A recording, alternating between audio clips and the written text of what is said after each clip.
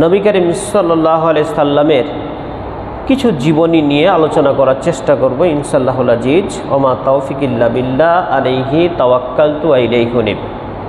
সম্মানিত উপস্থিতি, নবীর জীবনী, তিনি শুরু থেকেই নবী হওয়ার আগেও যেমন ছিলেন, নবী হওয়ার পরেও আরও বেশি হয়েছেন, অর্থাৎ তার চরিত্রে কোনো পরিবর্তন আসে নাই। মহান আল্লাহ তাআলা এমন অনুপম দৃষ্টান্ত আমাদের সামনে উপস্থাপন করে গেছেন যে দৃষ্টান্ত পৃথিবীর কেউ অর্জন করতে পারবে না। তার চরিত্র, তার আদর্শ, তার গুণাবলী, হযরত আয়েশাকে জিজ্ঞাসা করা হয়েছিল যে নবীর চরিত্রটা কেমন। তিনি এক বাক্যে যে কথাটি বলেছিলেন সেটা হচ্ছে, কোরআনটাই হচ্ছে নবীর চরিত্র। সুবহানাল্লাহ।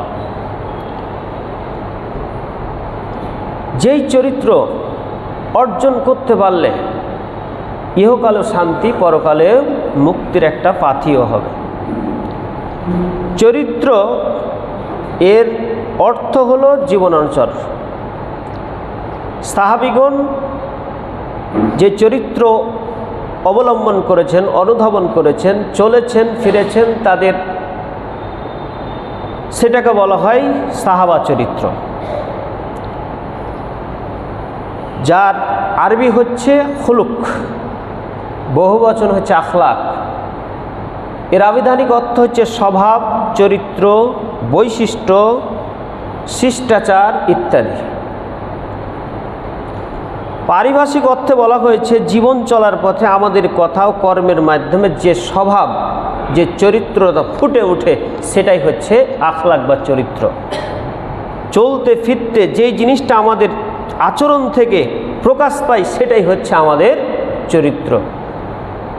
যদি নবীর চরিত্রের সাথে আমাদের সেই চরিত্রটা মিলে যায় তাহলে আমাদের ইহকাল শান্তি, পরকালে মুক্তির একটা পাথিও হবে। কেননা নবীর চরিত্র এটা আল্লাহ তাআলাই ঘোষণা করে দিয়েছেন যে তিনি এমন চরিত্র গঠন করেছেন, সেইটার বৈশিষ্ট্য, নবীর চরিত্রের বৈশিষ্ট্য দিতে গিয়ে মহান আল্লাহ তাআলা বলছেন ইন্নাকা লাআলা খুলুকিন আযীম, যে আমি নিশ্চয় নবীর চরিত্র হচ্ছে অনেক মহৎ। এর ব্যাখ্যা একটু পরে আসছি। ইমাম ইবনুল কাইয়্যিম তিনি বলছেন আদ-দীনু কুল্লুহু খুলুকুন ফামান জাদা আলাইকা ফিল খুলুকি জাদা আলাইকা ফিদ-দীন। চরিত্রই হচ্ছে দিন, চরিত্রই হচ্ছে দিন। চরিত্রের দিক দিয়ে যিনি সবচেয়ে উঁচু মানের হবেন, দিনের দিক দিয়েও ঠিক সেই হচ্ছে উঁচু মানের হবেন। যার চরিত্র ভালো হবে সে দিনের দিক দিয়েও ভালো, আর যার চরিত্র খারাপ হবে সে দিনের দিক দিয়েও খারাপ। সহজ হিসাব। এটা বলছেন কে? ইমাম ইবনুল কাইয়্যিম তিনি বলছেন। এই কথাটা পাবেন কোথায়? মাদারিজুস সালিকিন দ্বিতীয় খণ্ড, পৃষ্ঠা নম্বর হচ্ছে 294 পৃষ্ঠাতে এই কথাটি রয়েছে। আমাদের চরিত্র, এটার গুরুত্ব কিন্তু অত্যাধিক, এর গুরুত্ব অপরিসীম। এর গুরুত্ব সম্পর্কে নবী করিম সাল্লাল্লাহু আলাইহি সাল্লামকে সাহাবীরা প্রশ্ন করলেন, তাদারুনা মা আকসারা মা ইউদখিলুন নার ক্বালুল্লাহু ওয়া রাসূলুহু আ'লাম। নবী করিম সাল্লাল্লাহু আলাইহি সাল্লামকে যখন সাহাবীরা প্রশ্ন করলেন সবচাইতে বেশি কারা যাবে জাহান্নামে, কোন ব্যক্তিরা, কোন বৈশিষ্ট্যের অধিকারীরা জাহান্নামে যাবে, আমাদের এই কথাটা নবী বলছেন সাহাবীদেরকে, কারা যাবে জাহান্নাম। সাহাবীরা বললেন যে আ'লামু ক্বালু আল্লাহু রাসূলুহু আ'লাম, আল্লাহ এবং আল্লাহর রাসূলই এইটার উত্তর বেশি জানেন। নবী করিম সাল্লাল্লাহু আলাইহি সাল্লাম বললেন ক্বালা আজওয়াফানে ফারজ ওয়াল ফুম, অর্থাৎ হচ্ছে লজ্জাস্থান আর হচ্ছে মুখ, এই দুইটার কারণে সবচাইতে বেশি মানুষ হচ্ছে জাহান্নামে যাবে। নবী যখন সাহাবীরা বললেন কোন দুইটা জিনিসের কারণে মানুষ জাহান্নামে যাবে, সাহাবীরা বললেন আল্লাহ এবং আল্লাহ রাসূলই ভালো জানেন। আল্লাহ রাসূল তখন বললেন যে মানুষ দুইটা কারণে জাহান্নামে যাবে বেশি, তার একটা হচ্ছে লজ্জাস্থান আর একটা হচ্ছে মুখ, এই দুইটার কারণে সবচাইতে বেশি জাহান্নামে যাবে। নবী করিম সাল্লাল্লাহু আলাইহি সাল্লাম আবার প্রশ্ন করলেন, ওয়া আকসার মা ইউদখিলুল জান্নাহ, সবচাইতে বেশি জান্নাতে যাবে কোন মানুষের বৈশিষ্ট্যের অধিকারীগণ, ব্যক্তিগণ? কারা যাবে জান্নাতে? কোন বৈশিষ্ট্যগুলি থাকলে জান্নাতে যাবে? নবী করিম সাল্লাল্লাহু আলাইহি সাল্লাম তখন বললেন, তাকওয়াল্লাহ ওয়া হুসনুল খুলুক, আল্লাহকে যে সবচাইতে বেশি ভয় করে। দ্বিতীয় বৈশিষ্ট্য হচ্ছে ওয়া হুসনুল খুলুক, উত্তম চরিত্র, ভালো চরিত্র, স্বভাব চরিত্র ভালো, এই ব্যক্তিরা যাবে সবচেয়ে বেশি জান্নাতে। তাহলে যদি আপনার চরিত্র ভালো না হয়, স্বভাব যদি ভালো না হয়, শিষ্টাচার যদি ভালো না হয়, আপনি জান্নাতে যেতে পারবেন না। এই হাদিস থেকে এটি বোঝা গেল সবচেয়ে বেশি জান্নাতে যাবে তারাই যারা হচ্ছে বেশি আল্লাহকে ভয় করে। দ্বিতীয় নম্বর বৈশিষ্ট্য হচ্ছে যাদের চরিত্র ভালো, স্বভাব চরিত্র, শিষ্টাচার বৈশিষ্ট্য যার ভালো, তারা যাবে জান্নাতে। তাহলে চরিত্র কতখানি গুরুত্বপূর্ণ জান্নাতে যাওয়ার একটা মাধ্যম। এই হাদিসটি রয়েছে আল আদাবুল মুফরাদ, হাদিস নম্বর হচ্ছে 289, হাদিসটি হচ্ছে হাসান। হযরত আবু হুরায়রা থেকে বর্ণিত, তিনি বলেন, নবী করিম সাল্লাল্লাহু আলাইহি সাল্লাম বলেছেন, আকমালুল মুমিনিনা ঈমানান আহসানুহুম খুলুকান, ওই মুমিন, সবচাইতে পরিপূর্ণ ঈমানদার মুমিন ওই ব্যক্তি। কোন ব্যক্তি? আহসানুহুম খুলুকান, তোমাদের মধ্যে যার চরিত্র ভালো সেই হচ্ছে পরিপূর্ণ মুমিন। তাহলে পরিপূর্ণ যদি আমি ঈমানদার হতে চাই, পরিপূর্ণ মুমিন হিসাবে গঠন করতে চাই, তাহলে আমার চরিত্র যদি ভালো না হয়, সেটা আমার মুখের কথাই থাকবে যে আমি খুব বড় ঈমানদার, পাক্কা ঈমানদার, এটা আমার মুখের কথা। কিন্তু নবী বলছেন, যার স্বভাব চরিত্র ভালো সেই হলো পরিপূর্ণ মুমিন। আপনার মুখের ভাষা যদি খারাপ হয়, আপনার স্বভাব যদি খারাপ হয়, আপনি মুমিন হতে পারবে না, আপনার এটা মুখের কথাই থাকবে। এটা আমার কথা নয়, নবী করিম সাল্লাল্লাহু আলাইহি সাল্লাম বলছেন। হাদিসটা পাবেন আবু দাউদ, হাদিসটার নম্বর হচ্ছে 4682 নম্বর হাদিস, হাদিসটি সহিহ এখানে রয়েছে। নবী করিম সাল্লাল্লাহু আলাইহি সাল্লাম আর বলছেন, ইন্নাল মুমিনিনা লা ইউদরিকু বিহুসনি খুলুকিহি দারাজাতুস সাইমিল কাইম। নবী করিম সাল্লাল্লাহু আলাইহি সাল্লাম বলছেন, ইন্নামাল মুমিনিনা, নিশ্চয় মুমিন ওই ব্যক্তি, লা ইউদরিকু বিহুসনি খুলুকিহি, যা চরিত্রের মাধ্যমে কি করে? দিনে সিয়াম পালন করে আর রাতে হচ্ছে তাহাজ্জুদ নামাজ পড়ে, যা করে নেকি পাবে। স্বভাব চরিত্র যদি তার ভালো হয়, তাহলে তার সমপরিমাণ নেকি পাবে। সুবহানাল্লাহ। দিনে হচ্ছে সিয়াম আর পাশাপাশি হচ্ছে রাতে তাহাজ্জুদের নামাজ পড়লে যা নেকি, শুধুমাত্র তার স্বভাব চরিত্র যদি ভালো হয়, এই দুইটা সমান একই স্বভাব পাবে। সুবহানাল্লাহ। চিন্তা করেছেন স্বভাব চরিত্রের কত গুণাগুণ, কত ফজিলত। আজকে আমরা বিভিন্ন নেতার কথা বলি, অমুকের চরিত্র ফুলের মতো পবিত্র। পৃথিবীতে এমন কোনো নেতার জন্ম নেয় নাই যার চরিত্রের মধ্যে কিছু না কিছু ঘাটতি রয়েছে, অবশ্যই ঘাটতি আছে। কিন্তু আমার আপনার নবী হযরত মুহাম্মদ সাল্লাল্লাহু আলাইহি সাল্লাম, যার একেবারে চরিত্রের কোনো কালিমা, কোনো খারাপ, কোনো দোষে দূষিত কোনো কিছু ছিল না। সুবহানাল্লাহ। তাকে আমরা আদর্শ মানতে পারি না।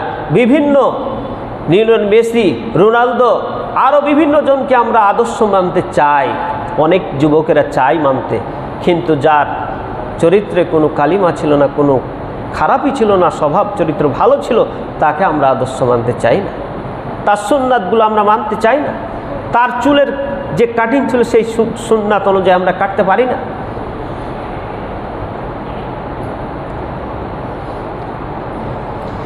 এই হাদিসটি পাবো আবু দাউদ, তার নম্বরটা হচ্ছে 4798 নম্বর হাদিস, এখানে সেই হাদিসটি রয়েছে।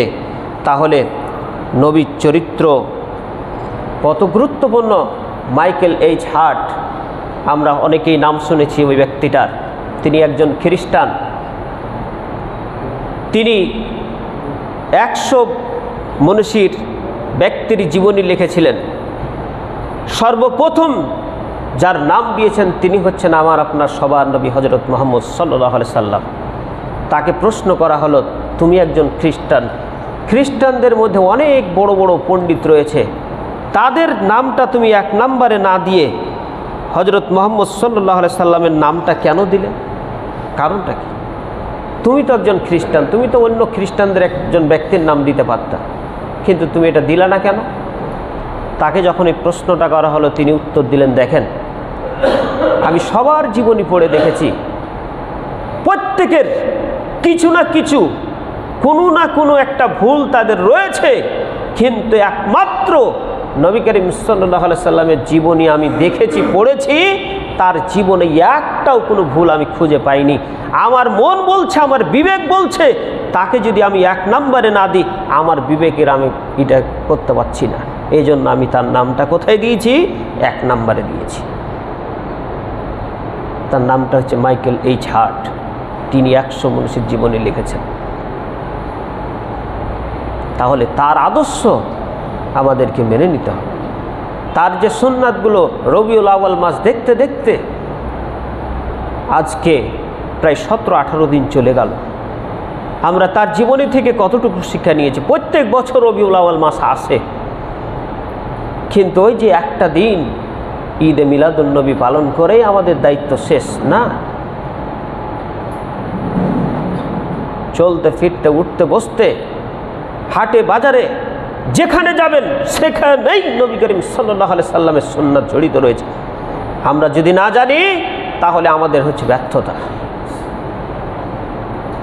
হাতে গিয়ে কি দোয়া পড়েছেন, কিভাবে বাজার করেছেন, মানুষের সাথে কি আচরণ করেছেন, রাস্তায় কিভাবে চলেছেন, সব কিছু বলে দাও। আজকে আমরা সেটা পারি না।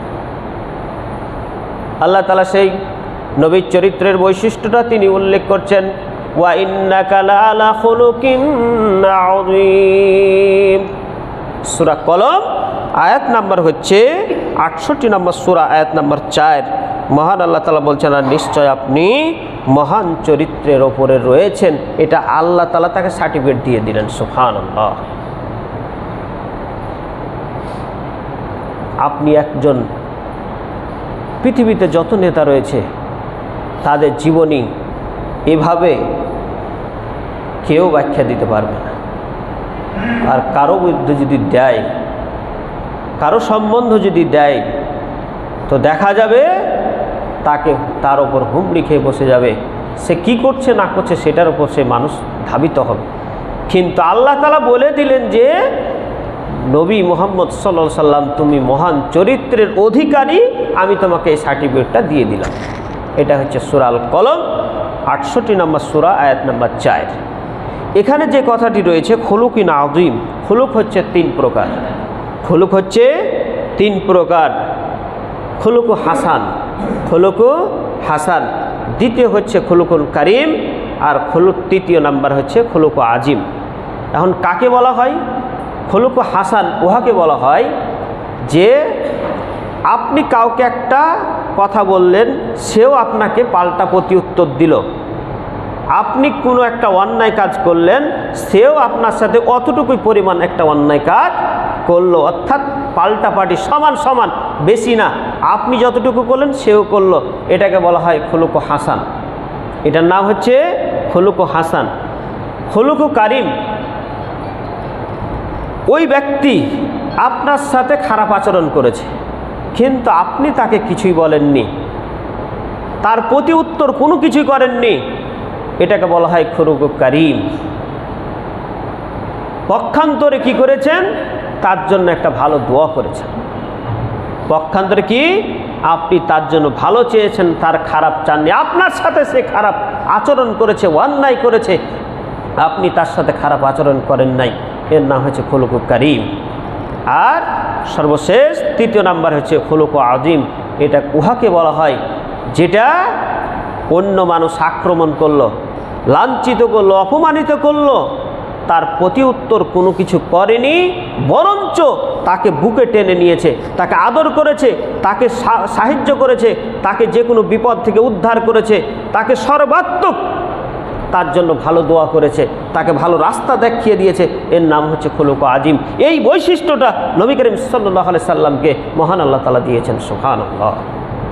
পৃথিবীর কোনো ব্যক্তির এই বৈশিষ্ট্য মহান আল্লাহ তাআলা দেন নাই। আমি আপনি সারা জীবন চেষ্টা করলেও নবী করিম সাল্লাল্লাহু আলাইহি সাল্লাম যে বৈশিষ্ট্য ছিলেন এটা আমরা কখনো অর্জন করতে পারবো না। চেষ্টা করতে হবে, চেষ্টা করলেই জান্নাত যাওয়া আমাদের জন্য সহজ হবে।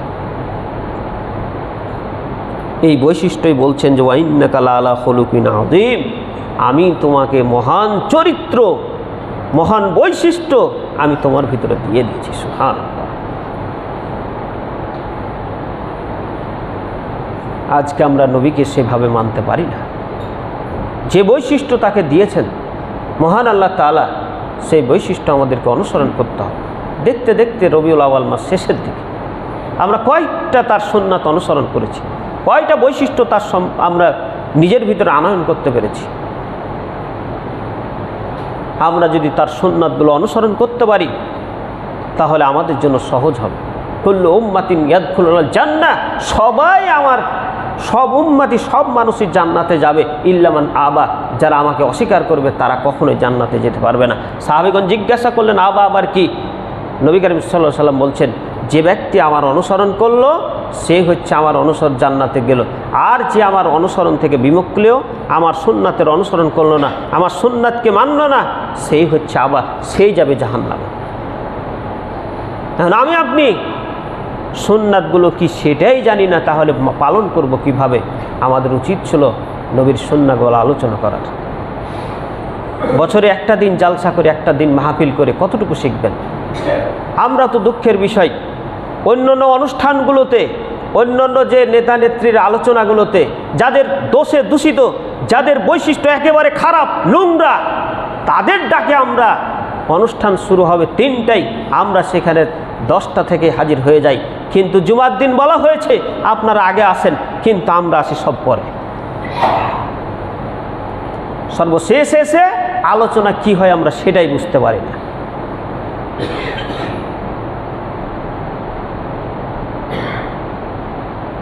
সারা বছর সারা জীবন আপনি কাজ করে যাবেন। নবী করিম সাল্লাল্লাহু আলাইহি ওয়াসাল্লাম আগে যে প্রথমে যে কথাটি বললাম, সবচাইতে বেশি মানুষ জান্নাতে যাবে 1 নম্বর বৈশিষ্ট্য বলেছিলাম তাকওয়া, 2য় নম্বর হচ্ছে ভালো চরিত্র। তাকওয়া অর্জন করলে প্রায় 56টা উপকার রয়েছে, প্রায় 56টা ফজিলত রয়েছে। আপনি যদি তাকওয়া অবলম্বন করে চলতে পারেন, আল্লাহকে ভয় করে চলতে পারেন। সূরা তালাকে মহান আল্লাহ তাআলা বলছেন ওমা ইয়াত্তাকিল্লাহ ইয়াজআল লাহু মাখরাজা, হে পৃথিবীর মানুষ তোমরা যদি আল্লাহকে ভয় করতে পারো, ভয় করে চলো, তাহলে ইয়াজআল লাহু মাখরাজা, আমি কি করে দিব? তোমার যে কোনো বিপদে তুমি পড়ো না কেন, সেই বিপদ থেকে তোমাকে উদ্ধার করার জন্য বিভিন্ন পন্থা, বিভিন্ন কৌশল আমি তোমাকে বের করে দেব। সুবহানাল্লাহ। ওয়ারযুকুহু মিন গায়রি লা ইয়াহতাসিব, এবং এমনভাবে তোমাকে আমি রিজিক দিব যা তুমি কল্পনাও করবে না যে ওখান থেকে রিজিক আসবে। অসম্ভব, কোন জায়গা থেকে কখন চলে আসবে আপনি কল্পনাও করতে পারবেন না। সমুদ্রে কত বড় বড় জীবজন্তু রয়েছে, এমন একটা প্রাণী রয়েছে ডলফিন, যেটা সেদিন তথ্য দেখলাম প্রায় 200টা মানুষ যে খাবার খায় ওই একবারই তাই খায়। আল্লাহ তাআলা তারও রিজিকের ব্যবস্থা করেছেন, অথচ মানুষ, ছোট্ট একটা মানুষ, ছোট্ট একটা পেট, এর জন্য দুর্নীতি, ঘুষ, রাহাজানি, খুন খারাপি, রাজনীতিতে জিতার জন্য কত মিথ্যা, একে ওর উপর দোষারোপ দেয়, ওই আবার ওর উপর দোষারোপ দেয়, মিথ্যার সাথে জড়িত, সবসময় মিথ্যার সাথে জড়িত। রাজনীতিটাই হচ্ছে মিথ্যার সাথে জড়িত। পৃথিবীতে এর মতো জঘন্য তন্ত্র কোনোটাই নেই। যারা লিখে গেছেন তারাই বলে গেছেন, আমি বলিনি। সবচাইতে জঘন্য তন্ত্র হচ্ছে গণতন্ত্র। 6টা তন্ত্র আছে, রাষ্ট্রবিজ্ঞানে সেই কথাগুলি রয়েছে, আমি আর সেই দিকে যাচ্ছি না, সেই দিকে গেলে মূল আলোচনাটা ওই দিকে চলে যাবে। তাই যেটুকু বলছিলাম যে খুলুক, এটা হচ্ছে 3 প্রকার, খুলুকু হাসান, খুলুকু কারিম, আর খুলুকু হচ্ছে আজিম।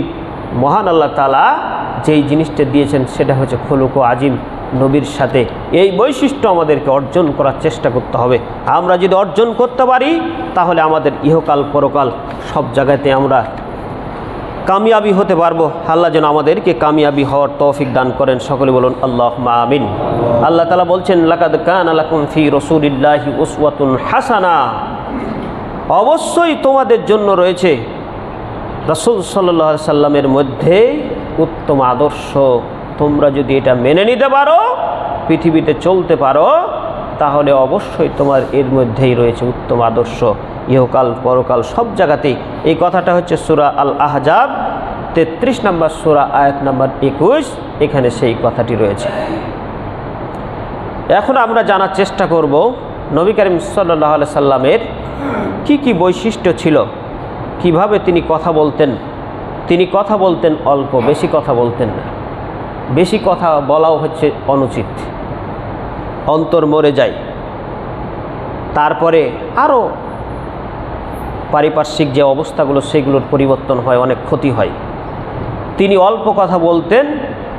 তার যেমন বৈশিষ্ট্য হচ্ছে তাবিরুল কালাম, 1 নম্বর বৈশিষ্ট্য হচ্ছে তাবিরুল কালাম, অর্থাৎ বাকৃতি। তিনি এমনভাবে কথা বলতেন যেই কথাটা সাহাবীরা বলছেন যে আমরা গুনতে পারতাম, কথাগুলি গুনতে পারতাম যে তিনি কয়টা কথা বলেছেন। কথা বলতেন অল্প, কিন্তু এর মাধুর্য গভীরতা অনেক, এতভাবে তিনি কথা বলতেন। এবং সেটা অলঙ্কার শাস্ত্র। পৃথিবীতে অনেক ভাষা এসেছে যেইগুলি যুগের পরিক্রমে সেটা হারিয়ে গেছে, কিন্তু আরবি প্রথম থেকে আছে কিয়ামত পর্যন্ত, অর্থাৎ কবরে গেলেও সে আরবিতেই প্রশ্ন করা হবে। সুবহানাল্লাহ। এজন্য লোকেরা নবী করিম সাল্লাল্লাহু আলাইহি সাল্লামের কথা শুনে বলতো যে ইনি হচ্ছে জাদুকর। মানে অল্প কথা বললেই তার দিকে মানুষ ধাবিত হয়ে যেত। কি আকর্ষণ তার ভিতরে, চেহারায় কি আকর্ষণ ছিল! না ছিল লম্বা, না ছিল খাটো, মধ্যম মানের মহান আল্লাহ তাআলা তাকে তৈরি করেছিলেন। সাহাবীরা বলছেন তার চরিত্র এমন ছিল, না একেবারে ফ্যাকাশা, না একেবারে হচ্ছে কালো, মধ্যম মানের ছিলেন। এমনকি ঘামে শরীর যদি তার ভিজত, বেদানার যে রস, ঠিক ওই ঘামগুলো মনে হতো যে রসের মতো। সুবহানাল্লাহ। তার চুলগুলো পাকে নাই, কয়েকটা চুল পেকেছিল। তো যেটুকু বলছিলাম 1 নম্বর বৈশিষ্ট্য সেটা হচ্ছে তিনি বাকৃতি, তাবিরুল কালাম, অর্থাৎ এমন কথা বলতেন যেই কথাটা অল্প কথায় তিনি মানুষের মন আকর্ষণ করতে পারতেন। বেশি কথা বলা ভালো নয়, এমন কথা বলতে হবে যেই কথাটা আপনার গুরুত্ব রয়েছে। এমনও মানুষ আছে কথা বলতে বলতে বলতে বলতে কোন দিকে যে সে গেছে, মূল আলোচনায় সে আর নাই। এত কথা বলা উচিত না, কারণ মা ইয়ালফিজু মিন কাউলিন ইল্লা লাদাইহি রাকিবুন আতীদ। এমন কথা বলো না, প্রত্যেকটা কথার তোমার হিসাব দিতে হবে।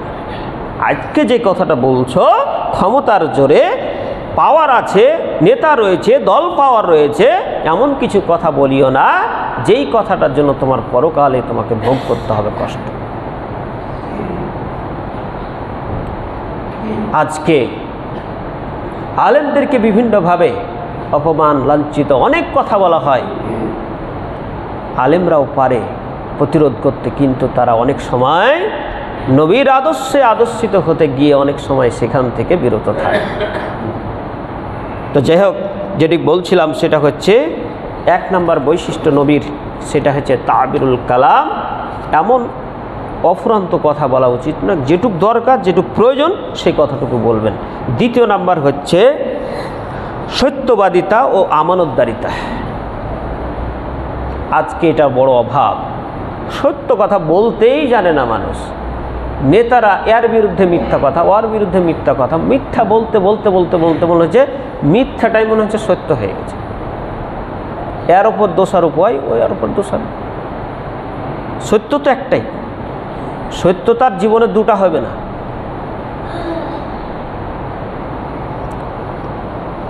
তিনি এমনভাবে তার সাহাবীদেরকে গড়ে তুলেছিলেন, তিনি যেমন সত্যবাদী ছিলেন, তার সাহাবীদেরকেও ঠিক সেভাবে সত্যবাদী হিসাবে গড়ে তুলেছিলেন।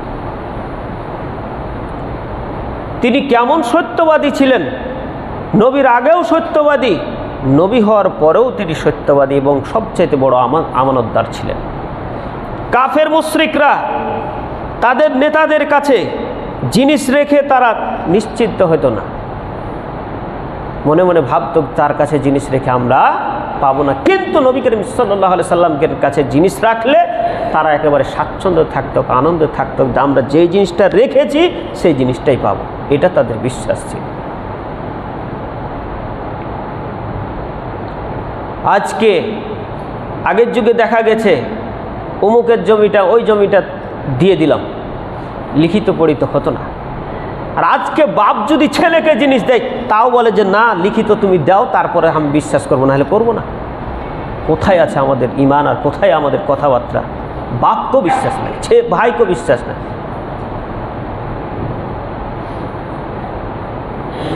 আর আমরাই হচ্ছে মুসলমান, আমরাই হচ্ছে মুসলিম জাতি।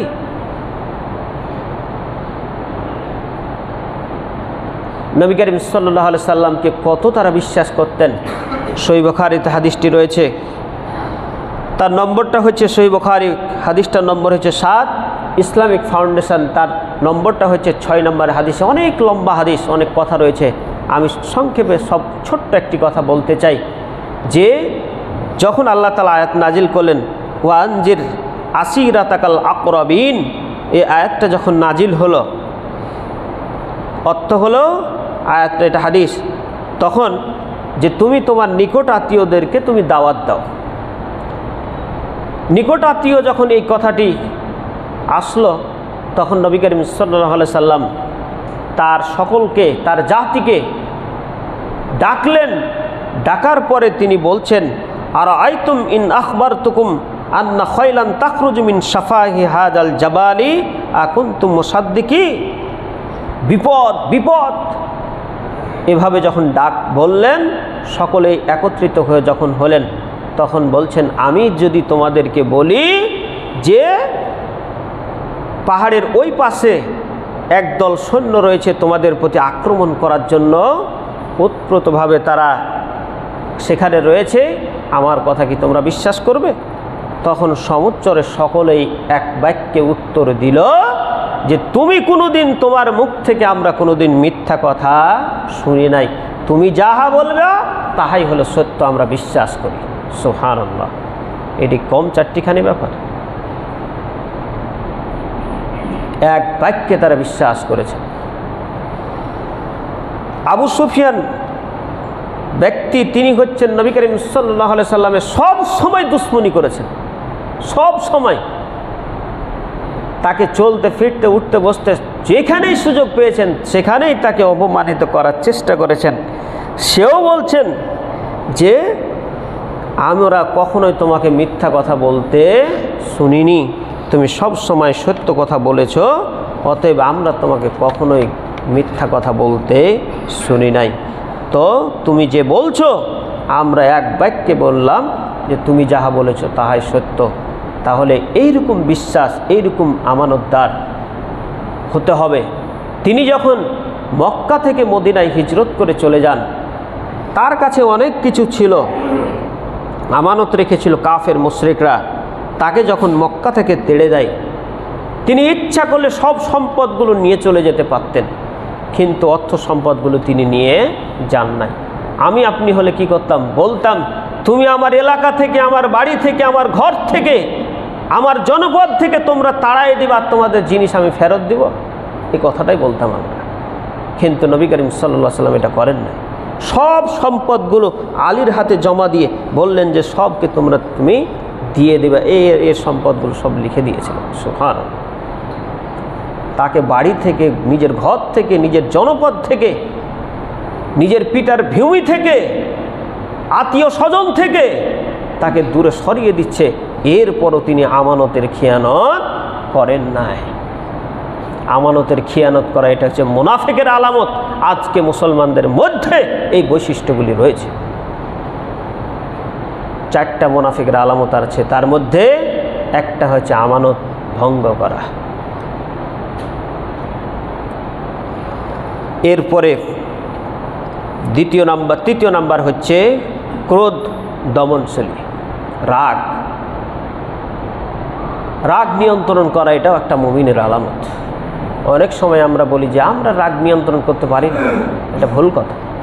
নবী করিম সাল্লাল্লাহু আলাইহি সাল্লাম বলছেন, হযরত আবু হুরায়রা থেকে বর্ণিত, তিনি বলেন নবী করিম সাল্লাল্লাহু আলাইহি সাল্লাম বলছেন, লাইসা সাদিদু বিসুরআতি ইন্নামা সাদিদুল্লাযী লা ইয়ামলিকু নাফসাহু ইনদাল গজব। সহিহ বুখারী হাদিসটার নম্বর হচ্ছে 6114, মুসলিমও হাদিসটা রয়েছে, তার নম্বরটা হচ্ছে 2609 নম্বর হাদিস। এখানে নবী করিম সাল্লাল্লাহু আলাইহি সাল্লাম বলছেন, হযরত আবু হুরায়রা থেকে বর্ণিত, তিনি বলেন নবী করিম সাল্লাল্লাহু আলাইহি সাল্লাম বলছেন, লাইসা সাদিদু বিসুরআ, ওই ব্যক্তি সবচেয়ে বীর নয়, ওই সবচেয়ে ভালো মানুষ নয়। ইন্নামা সাদিদুল্লাযী ইয়ামলিকুল নাফসাহু ইনদাল গজব, ওই ব্যক্তি সবচেয়ে বীর ব্যক্তি যে রাগের সময় নিজেকে নিয়ন্ত্রণ করতে পারে, এই হলো সবচাইতে বীর ব্যক্তি। আমাদের সমাজে বীর বিচক্ষণ যে বেশি মিথ্যা কথা বলতে, সেই হচ্ছে সবচেয়ে বিচক্ষণ ব্যক্তি। যার টাকা থাকে তাকে আমরা মনে করি যে এই হলো সবচাইতে সম্মানিত ব্যক্তি, ওকেই মসজিদের, ওকেই হচ্ছে মাদ্রাসার, ওকেই হচ্ছে ভালো ভালো জায়গার সভাপতি সেক্রেটারি, না করলে টাকা পাওয়া যাবে না, কিছু পাওয়া যাবে না, ওকেই হচ্ছে গঠন করে। অথচ সবচাইতে মিথ্যাবাদী ব্যক্তি ওই ব্যক্তি। এবং আরও রয়েছে হযরত আয়েশা থেকে বর্ণিত, তিনি বলেন নবী করিম সাল্লাল্লাহু আলাইহি সাল্লাম বলছেন যে নিজের স্বার্থে নবী করিম সাল্লাল্লাহু আলাইহি সাল্লাম কাউকে নিজ হাতে কখনো তিনি মারেননি। তিনি নিজ হাতে কখনো তিনি কাউকে মারেননি। হযরত আনাস বলছেন যে নবী করিম সাল্লাল্লাহু আলাইহি সাল্লামের কাছে আমি প্রায় 10 বছর ছিলাম, তিনি কোনোদিন বলেননি যে এটা কোনো করলে, এটা কোনো করলে না, এই কথাটুকু পর্যন্ত বলেননি। যাদের বাড়িতে কাজের মেয়ে রয়েছে তাদের সাথে আপনারা কীরকম আচরণ করেন, এই হাদিস থেকে আমাদের শিক্ষা নিতে হবে। আমি আপনি বলতে পারি যে আরে তারা তো একটু বদ, তাদেরকে একটু শাসনের উপর না রাখলে আপনি কয়দিন বাঁচবেন, কতদিন এই পৃথিবীতে আপনি রয়েছেন। আপনার পক্ষে আপনার যদি দোয়া করে আপনার পরকাল সুখময় হবে, জান্নাত যাওয়া সহজ হবে। হযরত আনাস একদিন আল্লাহর নবী তাকে একটা কিছু আনতে পাঠালেন, পথিমধ্যে দেখছেন যে কিছু ছোট বাচ্চাগণ খেলাধুলা করছে, তিনি সেখানে গিয়ে সেই খেলাধুলা, ছোট্ট বাচ্চা, তিনি দেখতে লাগলেন তাদের সাথে। নবীর কথা তিনি ভুলে গেছেন। অনেকক্ষণ পর নবী করিম সাল্লাল্লাহু আলাইহি সাল্লাম সেখান দিয়ে যাচ্ছেন, তখন দেখছেন যে আনাস ওই খেলার ওখানে খেলা দেখছেন। আল্লাহর নবী কিছুই বললেন না, খেলা দেখতে লাগলেন। এক সময় আনাসের চোখ পড়ে গেছেন নবী করিম সাল্লাল্লাহু আলাইহি সাল্লামের চোখে, সুবহানাল্লাহ। তিনি একটা মুচকি হাসি দিলেন। তিনি যদি রাগ করে কথাটা বলতেন বা সেখানে একটা থাপ্পড় দিতেন, আমরা বা আপনারা যেখানে দেন, মানুষের সামনেই মারতে লাগেন ছোট বাচ্চাগুলো, কোনোদিন শাসন হবে না। আনাস বলছেন সেই দিনের পর থেকে আর কোনোদিন আমাকে শাসনের জন্য বা কোনো কিছুর জন্য বলতে হয় নাই, সেটাই আমার শিক্ষা হয়ে গেছে। সুবহানাল্লাহ। শাসন করার মতো যদি করতে জানে তাহলে ওই একটাই যথেষ্ট, আর কিচ্ছু লাগবে না। তাহলে আজকে 3টা কথা বললাম। এক হচ্ছে বাকৃতি, তিনি এমনভাবে কথা বলতেন, অল্প কথা, বেশি কথা বলা উচিত নয়। দ্বিতীয় নাম্বার যেটা বললাম সত্যবাদিতা ও আমানতদারিতা। তৃতীয় যেটি বললাম সেটা হচ্ছে ক্রোধ দমনশীল, অর্থাৎ রাগ নিয়ন্ত্রণ করার অনেক কথা রয়েছে, সামনে যেমন ইনশাআল্লাহ সেই কথাগুলি আলোচনা করার চেষ্টা করব, আল্লাহ যদি তৌফিক দান করেন। আল্লাহ তুমি আমাদেরকে নবীর চরিত্র, নবীর যে বৈশিষ্ট্য, সেইগুলি যাতে করে অর্জন করতে পারি এবং আমাদের জন্য জান্নাতে যাওয়া যেন সহজ হয়। যে আমলগুলি করলে আল্লাহ তুমি আমাদেরকে সহজেই জান্নাত দিবা, সে আমলগুলি করার আমাকে সহ আমরা সকলেই যেন করতে পারি। আল্লাহ সেই তৌফিক দান করুন। আমরা সবাই বলি আল্লাহুম্মা আমিন।